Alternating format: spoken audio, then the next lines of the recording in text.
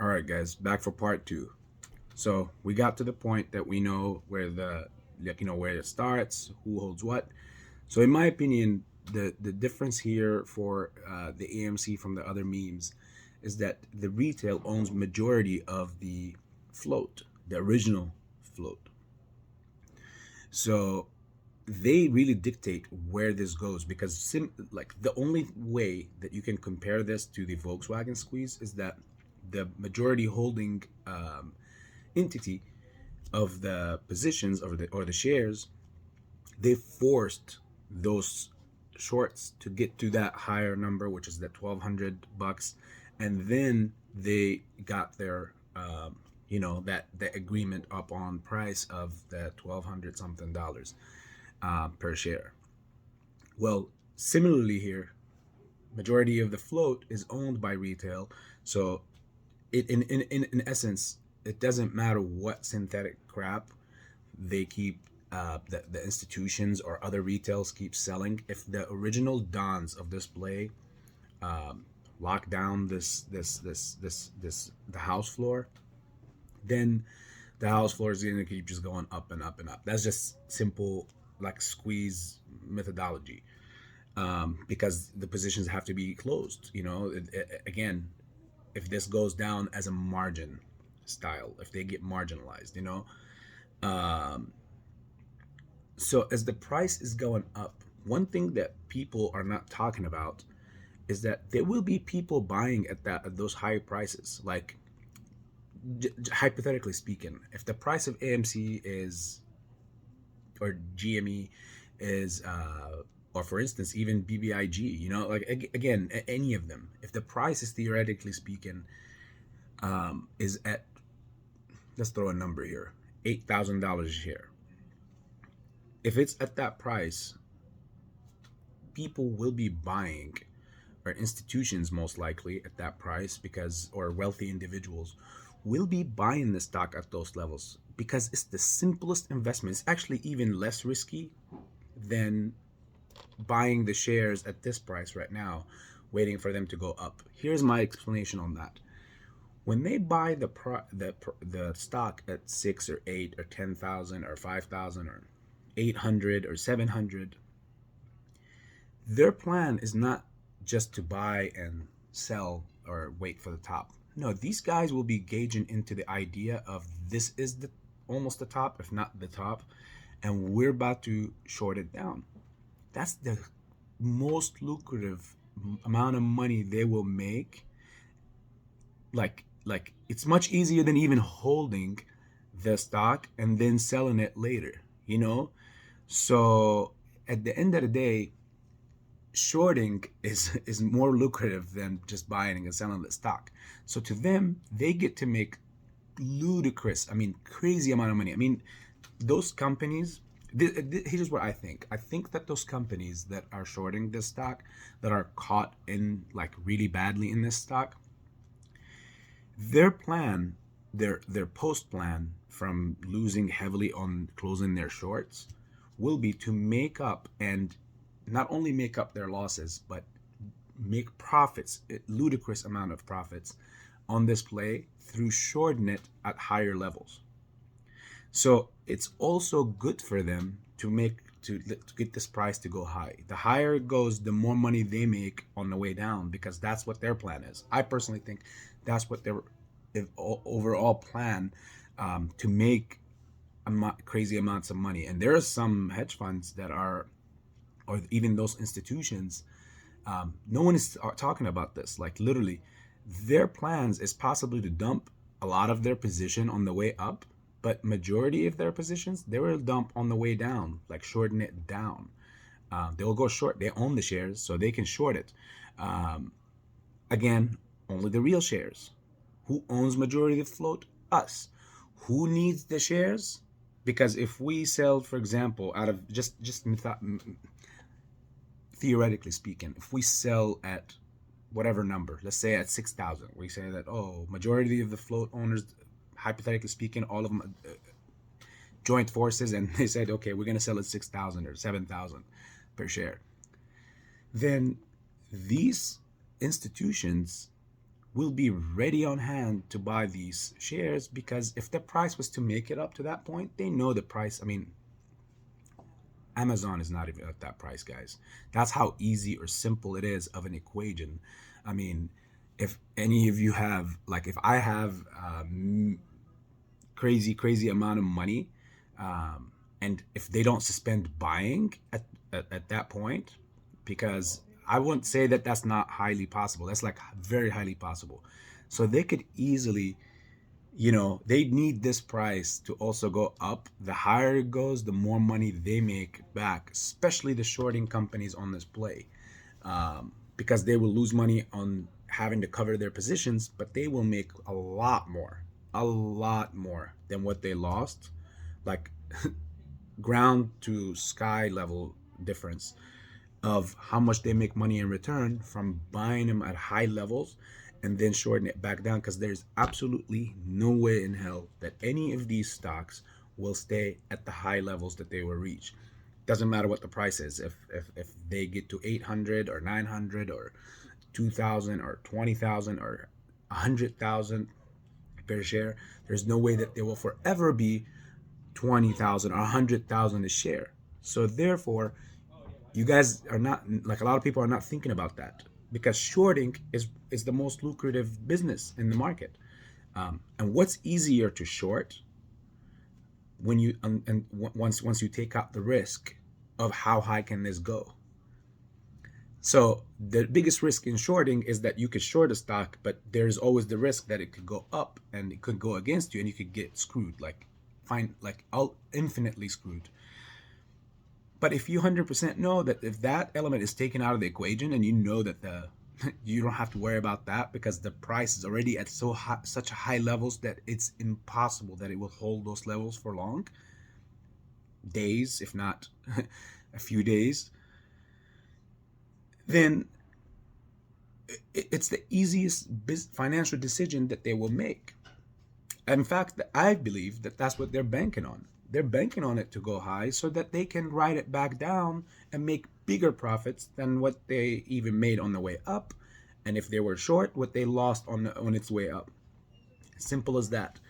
So a lot of no YouTubers actually are even talking about that. Like, check. See, I haven't seen personally, and I regularly check just about the most important or the ones with the biggest followings, because obviously they take a big amount of information and they feed it to their following. And that's what I've been having a big problem with, is that some of them don't even know the numbers that they're talking about, because they're just throwing out numbers saying that it's 1 trillion is what this play is worth and blah blah blah. And if you go ahead and try to do simple math on that doesn't equate to anything. That math equates to about $170 to $200 a share.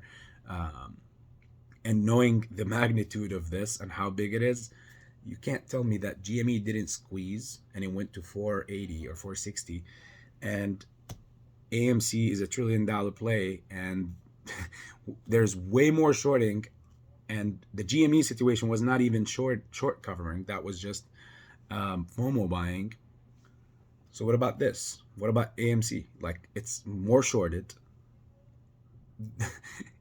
like what I don't know how people see things and how they think of things. Like, again, to me, if something went from the $3-4 range, like GameStop, to the upper 400s without short covering, I don't know why the people are even talking about 200 and 150 and $300 range. Again, I'm not a financial advisor, guys. It's just my opinion, my thoughts on this thing. I could be completely wrong about all the numbers. I'm just throwing out my opinion. Anybody thinks anything different, please go ahead. Dump it out there, like, put it in the comment section. Tell me what you think about that. But I think it should just, for me personally, I don't think it should be, I don't think it's a no-brainer where this even, like, where should be the floor of this, like, in what areas, at least, simply speaking. So that's what I have for you today, guys. At the end of the day, remember, you have people.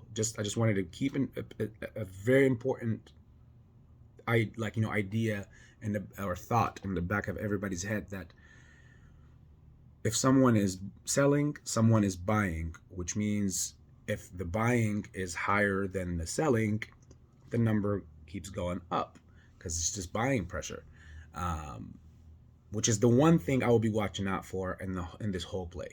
If they suspend buying, then you have to. It does not change too much. It just becomes. They limit everything down to one factor, which is how long will people hold to. See, if this is personally for me, um, if buying and selling is not suspended throughout this process of squeezing, then your potential is like like the potential is really uncapped. But if they suspend the buying and only allow selling, similar to the Robin Hood situation, just in case the government wants to close this matter and finish it, then all the elements are gone. The only element that will be in play is how long will the majority float owners hold their positions. Even if all the institutions dump, at the end of the day, they don't own, even with all their positions, they don't own more than 80% because odds are they have so many synthetics in their accounts, especially if they've been buying after March or April of 2021. All that other crap is just extra bought in shares, and maybe some real ones here and there sprinkled for people that couldn't last long. So keep that in the back of your head. This is what I do. This is what I'm going to be looking for. If they suspend, that means it's up to us at that point to decide where the ceiling is of this play. If they don't suspend that, then that ceiling is uncapped because you have people that are going to continue buy. You're keeping the buying pressure in play, which means even at the $300, $400, $500, $800, $900 range, the buying pressure is still existent. So people are going to continue to buy while people are selling, because for somebody's sell order to go through, somebody has to buy. And if the buying pressure is still around, that means and people are still holding also to their shares, so it's uncapped, the potential of where this play can go.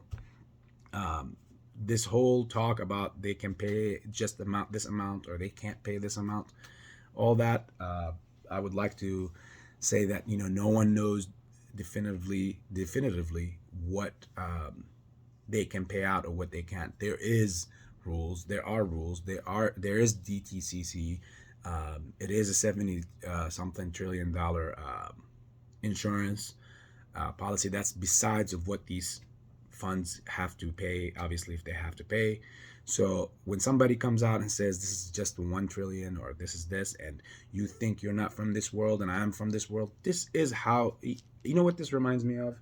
This reminds me of like that police strategy or investigators mindset where they catch somebody who did something like stole a shoe or a clothes, like some clothes or something, or they try to get someone to rat on someone else, and they would say hey, or to confess. They will start throwing at them all the crazy things just to scare them, and then eventually the people just cave and they'll be like, you know what, okay, yeah, I did it. And then after that they just solve the whole case for them, and obviously they wrap them up with whatever they want to wrap them up with. So again, guys, remember, there's no such thing as there's this limit that you will get. They need this to be over. The new systems are coming into place. The new system can't go in place until everything is cleaned up so it can take off, so it can start. But it can't be working on a manipulated multi-billion, who knows the amount of synthetics and nakeds out there. It can't operate on that. So it has to be all cleaned up before this guy that they so-called robot Godzilla takes place. So whoever thinks that is already in place, you're delusional. You can keep talking, I'm from this industry, as much as you want to talk and all that stuff, but you're not the only one from this industry or been in this industry, okay? It's again, at this point, guys, it's common sense. So much love. I'm not gonna continue to try to get further and further into this. People are just looking for the next beef, and you know, I don't have anything to offer for any of that. I'm just putting out thoughts here. So, key points: where there is selling, there is buying. Majority float owners are not selling. Price is gonna keep going up. Doesn't matter what anybody's mother says. Price is gonna keep going up. When to look for, what to look for, look out for. Oh, what to look out for. Buying is capped, and that's it. It's only selling, similar to the Robinhood situation. Then you have to watch out to see, okay, this is a controlled now, completely controlled event, because again, no one knows ahead of hand. So if they do that, then that's when I know that there is a cap to this play, and I have to watch my brackets and my levels, like very, very, very serious, very closely. If they don't do that and buying is still available on the stock, this can't end. Remember, guys, the reason why Robinhood had to pull the plug was because on the buying, because they needed the shares. They couldn't allow people to keep, like, okay, they go from my pocket to your pocket. You bought them, I sold them, you bought them, and then you sold them and he bought them. Like I see a huge scenario, and we can fact check this later, or on where they will do some sort of stock restriction, especially from the buying end on this, simply because they just want to end this situation. Now, where do they apply the restriction, and where do they say, okay, enough is enough, we need to apply this so that we can start closing? That's when personally, that's when I know that I need to think about my exit strategies and my brackets. But if there's none, then the potential is uncapped. I don't care who in their right mind comes out there to try to give you any Wall Street info, and I was here, and my grandfather grew up in this, and whatever. This is somebody who's just trying to sell you a personal narrative, or somebody who's been bought out. I don't know by what individuals or what institutions or what entity, but again, you just got to think like that. Like that's just what I'm putting out there. And final point is, shorts / big institutions / really wealthy individuals will look forward to the price to climb as high as possible. In fact, they will look for that moment when, as I'm predicting this, when the restriction goes in from buying, to know that, okay, this reached it. That's why majority of the institutions that will not dump all their shares at once, I personally, again, this is my theory here, that they will have dumped a big share on the big amount on the way up, and I won't put it past them that they won't sell any of their positions until those restrictions go in, and then they can short all the positions that they're holding down to the T. And they will make a lot more money. I mean, if the price was at 800 or 2,000 or 10,000 or 8,000, I mean, imagine if it's at 8,000 and they have like millions of shares, and they go ahead and sell all those shares short. They go short on those positions.